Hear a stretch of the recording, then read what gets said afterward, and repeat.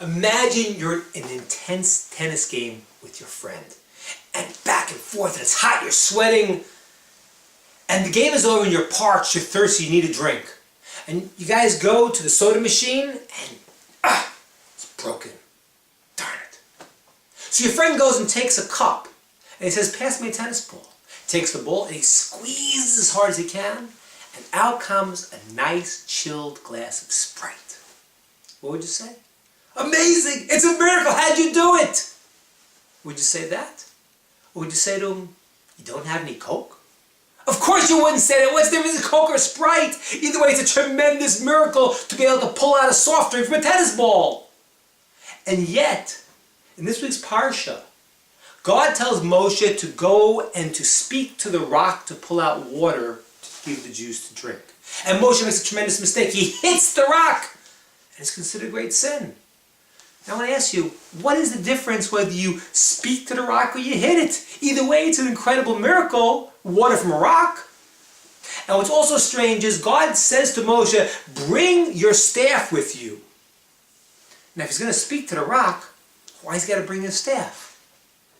Is that like the original speak soft and carry a big stick? I don't get it. And you know, it's funny because that staff he used to hit the Red Sea to make it split, and he also used it to go and to hit the rock 40 years earlier to give the Jews water in the desert. And now he's asked to talk, but to bring a stick. Why? So I want to share with you an idea from Ethics of Our Fathers. It says as follows: who is a free man? One who enslaves himself to the Torah. What does that mean? Was it like a Japanese koan or something? I don't get it. Like one of these paradoxes that the monk will meditate on until he achieves enlightenment. Except this one is a Japanese kohen. It's the Jewish version, right? Right? Who's a free man? A free man. Oh, this is the one who enslaves himself to Torah. Oh, that's what it means? I don't get it. So let's try to explain as follows. How would a person define freedom? If you stop most people, they would tell you, freedom means I could do whatever I want. I'm going to accept the definition for now. Let's say yes. That's what freedom means. You do whatever you want. The question is, though, who are you? When I say I'm free, I'm going to have a cigarette, I'm smoking.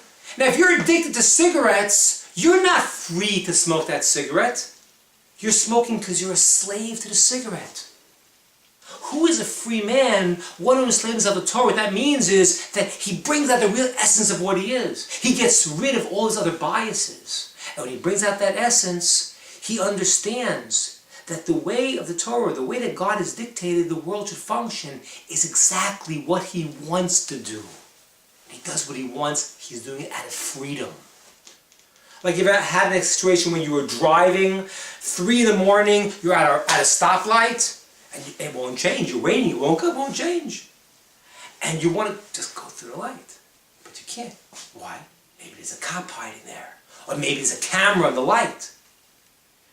You're ready to go through it. But you just can't because you're forced not to because of fear of being caught. When Moshe brings the staff to the rock, what he's saying is, of course God runs the world and God can force anything to function any way he wants to. I can hit you, rock. But I'm not going to. Why? Because you, rock, want to give the water.